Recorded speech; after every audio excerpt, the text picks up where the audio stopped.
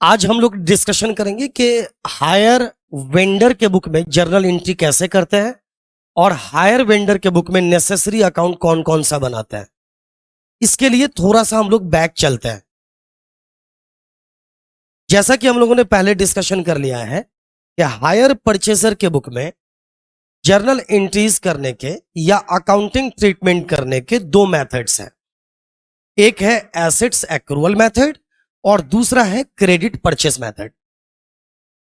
Assets accrual method में क्या करते हैं हम? बेसिक बात यही है कि जैसे जैसे एसेट्स के कैश प्राइस की अदायगी करते हैं वैसे वैसे एसेट्स को डेबिट करते हैं।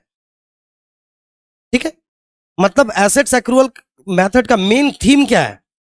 जैसे जैसे हम कैश प्राइस देंगे किसको? हायर वेंडर को। हम अभी एज ए हायर परचेजर सोच रहे हैं तो वैसे वैसे एसेट्स को डेबिट करेंगे। उसी तरह से दूसरा मेथड है क्रेडिट परचेज मेथड। इसमें हम एसेट्स को धीरे धीरे डेबिट नहीं करते हैं बल्कि कैश प्राइस से एसेट्स के इंटायर कैश प्राइस वैल्यू को हम पहले दिन eight the time of agreement he debit कर देते हैं। मतलब यहां तक कि डाउन पेमेंट देने से पहले जो भी एसेट्स का कैश प्राइस है, क्योंकि हायर परचेजर अगर है हम लोग तो जो चीज हम खरीद रहे हैं वो हमारे लिए एसेट्स है। सपोज आप ट्रक खरीद रहे हो तो ट्रक हमारे लिए क्या है? एसेट्स है। और मान लो ट्रक का कैश प्राइस 10 लाख है और हायर परचेज प्राइस 12 लाख है तो इंटरेस्ट 2 लाख है। तो हम ट्रक को यानी हम अपने एसेट्स को 10 लाख से पहले दिन ही डेबिट कर लेते हैं, ठीक है ना, और क्रेडिट कर देते हैं कैश प्राइस से हायर वेंडर को। क्रेडिट परचेस मेथड में हम ऐसा ही करते हैं, ठीक है।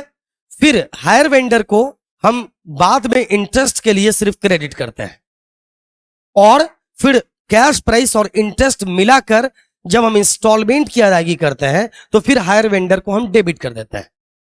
यह रहा हायर परचेजर के बुक में दो मेथड्स के बारे में लाइटली इंट्रोडक्शन आपको मैंने फिर से दे दिया। अब बात आई है कि हायर वेंडर के बुक में जर्नल एंट्री कैसे करते हैं। क्या यहां भी हायर वेंडर के बुक में भी जर्नल एंट्रीज करने के दो मेथड्स हैं? तो ऐसा नहीं है, एक ही मेथड है हायर वेंडर के बुक में जर्नल एंट्री करने के। हायर वेंडर के बुक में जब हम जर्नल एंट्री करते हैं तो हम किस मेथड को कॉपी करते हैं? जो क्रेडिट परचेस मेथड है ना हायर परचेजर के बुक में, उसी मेथड के अकॉर्डिंग हायर वेंडर अपने यहां जर्नल एंट्री करता है। लाइक वो क्या करता है? हायर वेंडर यहां पे क्या करेगा कि जो भी सामान वो बेच रहा है, पहले तो इस बात को आप कंफर्म करें कि हायर वेंडर के लिए जो भी चीज वो बेच रहा है वो गुड्स है। लाइक मैं अगर हायर वेंडर हूं और आप हायर परचेजर हो, मैं आपको ट्रक बेच रहा हूं तो ये ट्रक मेरे लिए क्या है? गुड्स है। और आपके लिए यही ट्रक क्या हो गया? एसेट्स हो गया। तो जिस चीज को आप एसेट्स बोलोगे उस चीज को मैं गुड्स बोलूंगा। चाहे मैं कुछ भी बेचूं, ट्रक, हवाई जहाज मैं आपको बेचूं, चाहे आपको माचिस बेचूं या फिर मैं आपको कैमरा बेचूं या मैं आपको बुक्स बेचूं, जो भी चीज मैं बेचता हूं वो हमारे लिए क्या है? गुड्स है। तो मैं ट्रक बेच रहा हूं, मान लीजिए मैंने अभी जैसा कि एग्जांपल दिया कि मैं जो ट्रक बेच रहा हूं उसका कैश प्राइस है 10 लाख और मैं आपसे लेने वाला हूं 12 लाख, मतलब हायर परचेस प्राइस है 12 लाख, तो इंटरेस्ट कितना है? 2 लाख। तो मैं आपको पहले दिन ही डेबिट कर दूंगा कितना से? कैश प्राइस से, जैसा कि हम हायर परचेजर के बुक में क्रेडिट परचेज मेथड में करते हैं।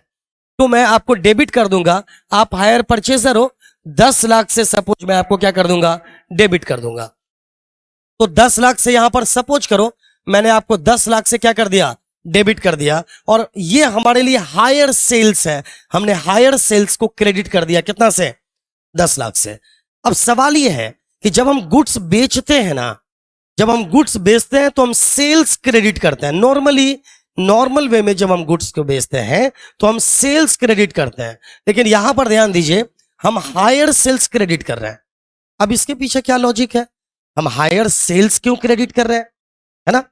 हमें सेल्स क्रेडिट करना चाहिए। तो उसका लॉजिक यह है कि हमें ये आइडेंटिफाई अलग से करना है, बिल्कुल अलग से ये भी पता रखना है हमें कि हमने हायर परचेस सिस्टम पे कितने गुड्स को बेचा। नॉर्मल वे में अगर हमने गुड्स को बेचा होता तो हम ऑब्वियसली एंट्री करते टू सेल्स अकाउंट, लेकिन चूंकि हम हायर परचेस सिस्टम पे गुड्स को बेच रहे हैं ना, इसलिए हम क्या क्रेडिट करेंगे, हायर सेल्स अकाउंट, ताकि हमें क्लियरली पता चल पाएगा कि हमने इस गुड्स को हायर परचेस सिस्टम पर बेचा है। डन। और ये कितना से, कैश प्राइस से हम लिखेंगे। डन हो गया, पहली एंट्री खत्म। अब मान लीजिए आप मुझे, मैं अभी हायर वेंडर हूं और आप हायर परचेसर बन के सोचेगा। अब आपने इस कैश प्राइस कितना है, 10 लाख, हायर परचेस प्राइस कितना है, 12 लाख, इंटरेस्ट कितना है, 2 लाख। अब गौर करें, आपने मुझे 2 लाख का डाउन पेमेंट दिया, तो ये डाउन पेमेंट किसका अंग होता है, कैश प्राइस का या ये कैश प्राइस का। तो जो भी डाउन पेमेंट आप दोगे तो मेरे पास कितना आएगा, 2 लाख। तो हम 2 लाख को क्या कर देंगे, डेबिट। और चूंकि हमने आपको डेबिट पहले से किया हुआ है कितने लाख से, 10 लाख से, इस 10 लाख में से आपने मुझे कितना दे दिया, 2 लाख। तो अब मैं, चूंकि अब आप देने वाले हो, तो मैं आपको क्रेडिट कर दूंगा कितने से, 2 लाख से। Very simple. किसी को कोई कंफ्यूजन है, मेरे ख्याल से नहीं होगा। तो गौर करिएगा फिर से आगे की बात को। हमने इंटायर कैश प्राइस वैल्यू से हमने आपको पहले डेबिट कर दिया और मैंने हायर सेल्स को क्रेडिट कर दिया। मतलब hire sales will not include interest amount, hire sales में इंटरेस्ट के अमाउंट को इंक्लूड नहीं किया जाएगा। अब इस 10 लाख में से आपने मुझे कितना दे दिया, 2 लाख। तो अब मैंने, आप कैश मेरे पास आया या बैंक, दो में से कुछ भी लिख सकते हो आप, कैश या बैंक अकाउंट डेबिट, और मैंने आपको क्रेडिट कर दिया कितने से, 2 लाख से। अब फाइनली मेरे यहां आप डेबिट कितना से बचे हुए हो, 8 लाख से, क्योंकि मुझे अब कैश प्राइस आपसे कितना लेना है, 8 लाख। ये याद रहे, मुझे आपसे इंटरेस्ट भी लेना है। जैसे जैसे अब इंस्टॉलमेंट ड्यू होगा, वैसे वैसे मेरे लिए इंटरेस्ट इनकम है, तो मैं इंटरेस्ट को क्या करूंगा, क्रेडिट करूंगा। देखिए, सेम इंटरेस्ट आपके लिए एक्सपेंस है, तो आप इसको डेबिट करोगे, लेकिन यही इंटरेस्ट मेरे लिए क्या है, इनकम है, तो मैं इंटरेस्ट को क्या करूंगा, क्रेडिट करूंगा। और इस इंटरेस्ट के अमाउंट से आपको मैं क्या करूंगा, डेबिट करूंगा ना, क्योंकि मुझे आपसे ये पैसा लेना रहेगा। तो अगर 2 लाख का इंटरेस्ट है, तो धीरे धीरे मैं आपको इंटरेस्ट अमाउंट से डेबिट करता जाऊंगा, और इंटरेस्ट चूंकि मेरे लिए इनकम है, तो मैं इंटरेस्ट को क्रेडिट करता जाऊंगा। तो जब इंस्टॉलमेंट ड्यू होगा, है ना, तो वहां पर हम अब कैश प्राइस को तो चूंकि ऑलरेडी डेबिट कर चुके हैं ना हम आपसे, आपको कैश प्राइस के लिए, तो अब दोबारा तो डेबिट नहीं करूंगा, मैं आपको सिर्फ इंटरेस्ट अमाउंट के लिए डेबिट करूंगा। तो यहां पर देखिए, जब इंटरेस्ट ड्यू होगा तो हायर परचेजर को डेबिट किया जाएगा, और इंटरेस्ट चूंकि हमारे लिए इनकम है, तो ये क्रेडिट किया जाएगा। सपोज करिए कि पहले इंस्टॉलमेंट में 50,000 रुपए इंटरेस्ट है, 50,000 इंटरेस्ट है, तो 0.5 दैट इज 50,000 मैं आपको क्या कर दूंगा, 50,000 से मैं क्या कर दूंगा, आपको डेबिट करूंगा, और इंटरेस्ट हमारे लिए इनकम है, तो मैं क्रेडिट कर दूंगा। कोई शक, इंटरेस्ट मेरे लिए क्रेडिट हो गया। मेरे ख्याल से आपको बातें समझ में आ गई होगी, एनी प्रॉब्लम नहीं। अब सपोज करिए, अब आपसे मुझे इंस्टॉलमेंट मिलेगा, बी पॉजिटिव कि आप मुझे टाइम पे इंस्टॉलमेंट दे दोगे। तो जब आप मुझे इंस्टॉलमेंट दोगे, तो उस इंस्टॉलमेंट में 2 चीजें दोगे आप मुझे, क्या क्या दोगे बोलो, एक तो कैश प्राइस दोगे और साथ में इंटरेस्ट दोगे। सपोज करिए पहला इंस्टॉलमेंट का कैश प्राइस 2 लाख और इंटरेस्ट आप दे रहे हो मुझे 50,000, तो कितना दे रहे हो आप मुझे, 2.5 लाख दे रहे हो, 2.5 लाख दे रहे हो ना। याद कीजिए, कैश प्राइस से मैं ऑलरेडी डेबिट कर चुका हूं, और इंटरेस्ट मैंने अभी आपको डेबिट कर दिया इंटरेस्ट से। तो अब मुझे आप पैसा कितना देने वाले हो फर्स्ट इंस्टॉलमेंट में, 2.5 लाख।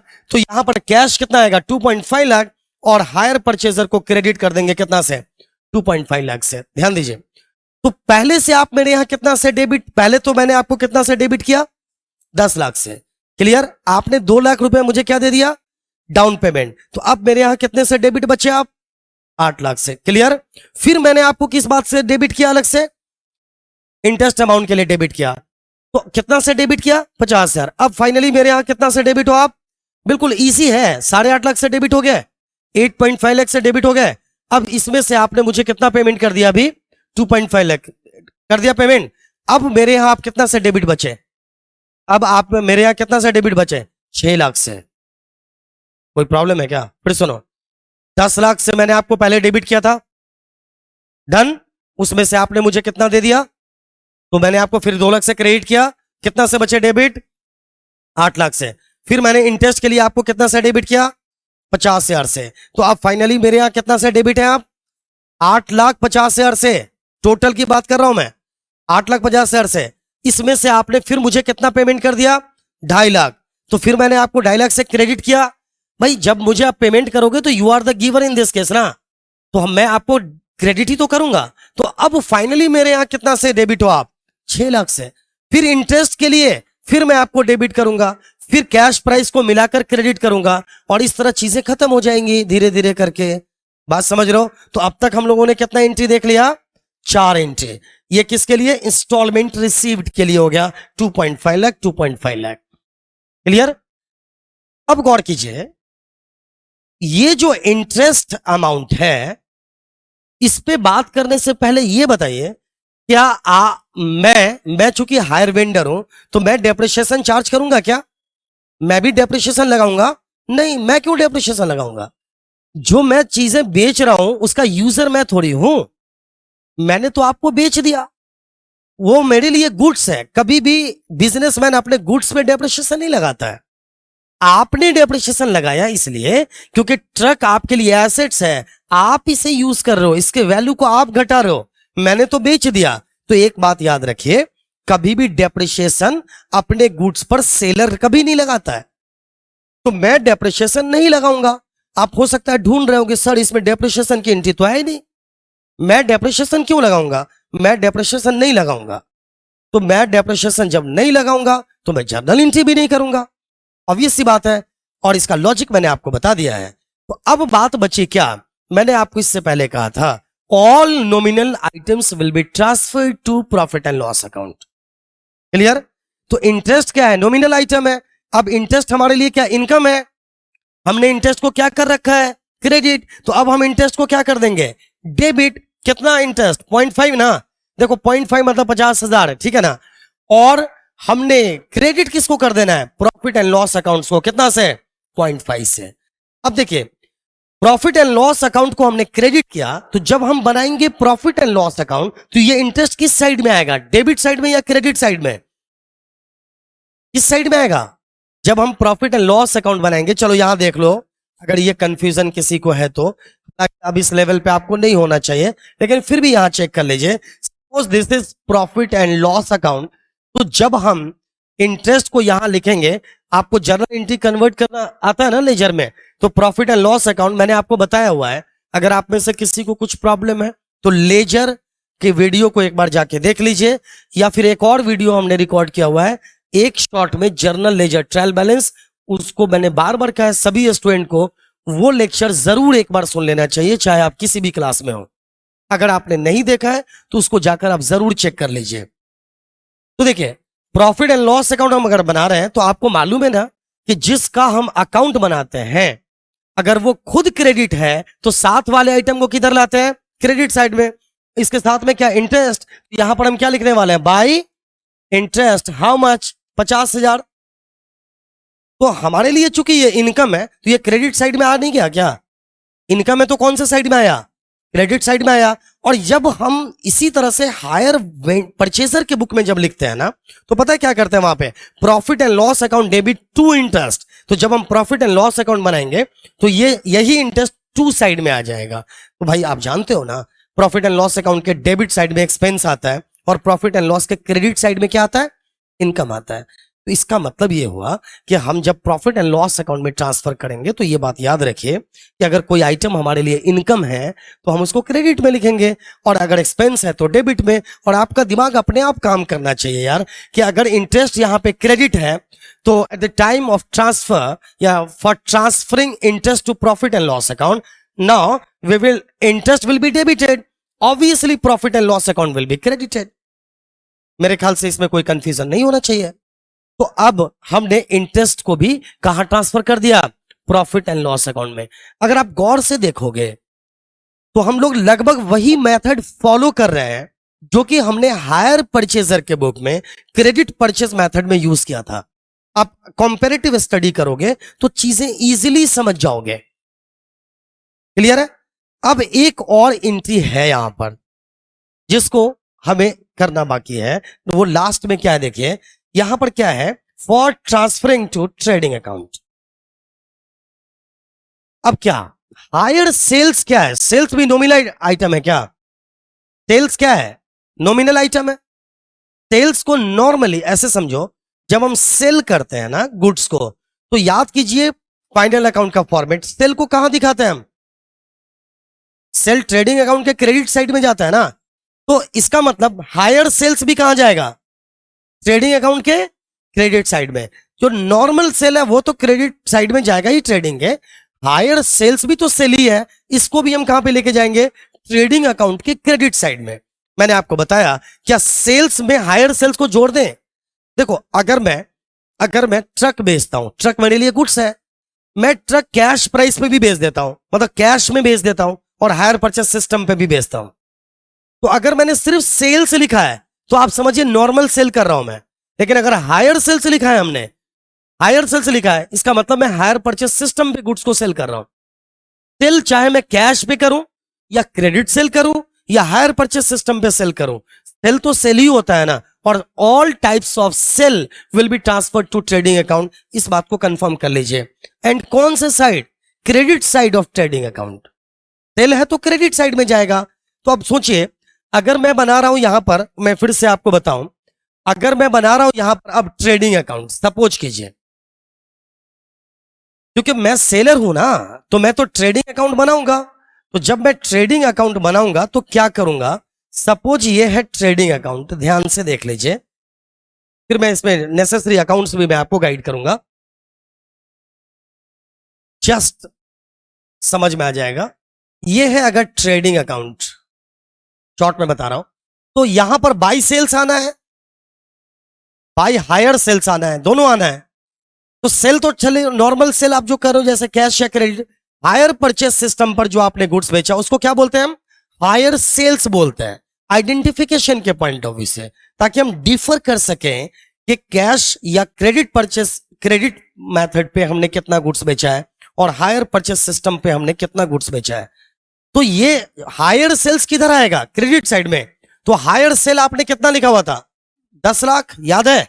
तो जर्नल एंट्री क्या बना, बोलो? Hire sales account debit to.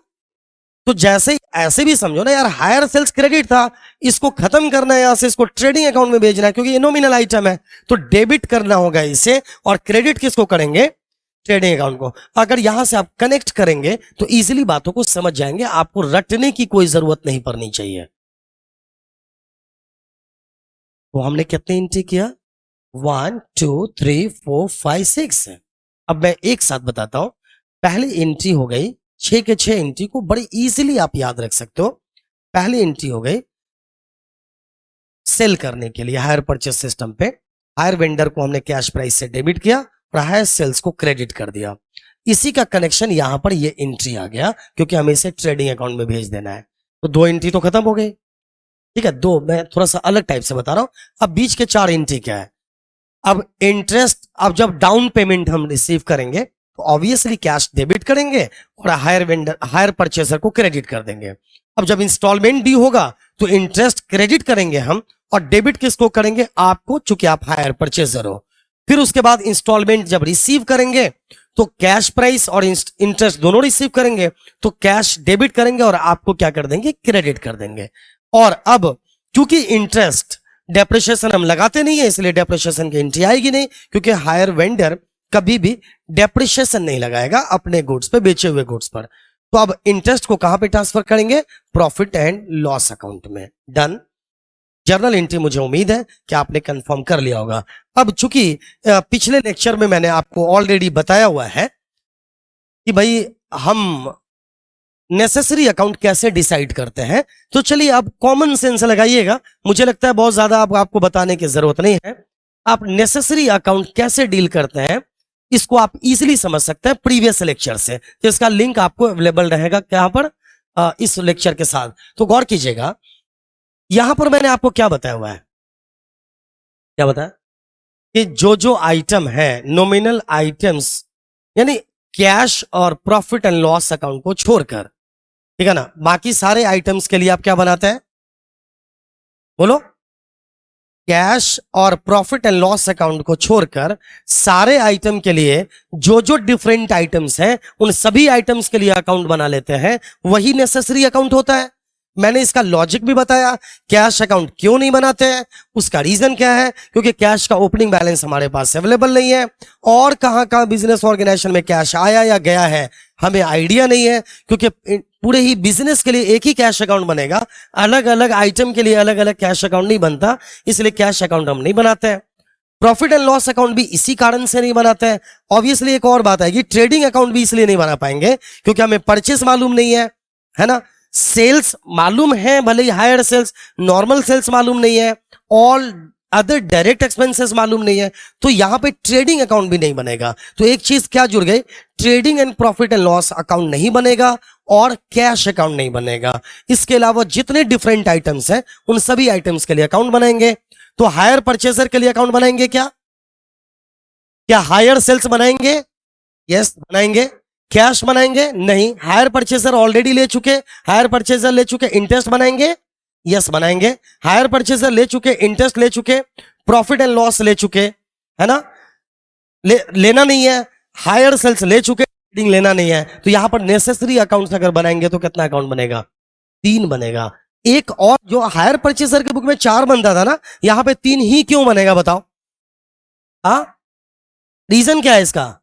इसका रीजन है कि हम यहां पे डेप्रिशिएशन अकाउंट नहीं बना रहे हैं। हाँ, आपके एग्जाम में ये कह सकता है कि आप ट्रेडिंग अकाउंट में हायर सेल्स को कैसे शो करोगे, कैसे शो करोगे?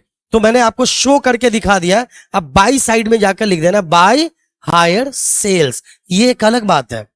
प्रॉफिट एंड लॉस अकाउंट में कैसे शो करोगे, ये अगर पूछ ले तो ये एक अलग बात है। तो मैं उम्मीद करता हूं कि आपने हायर सेलर के यानी वेंडर के बुक में आपने जर्नल एंट्री के साथ साथ आपने नेसेसरी अकाउंट्स भी सीख लिया है।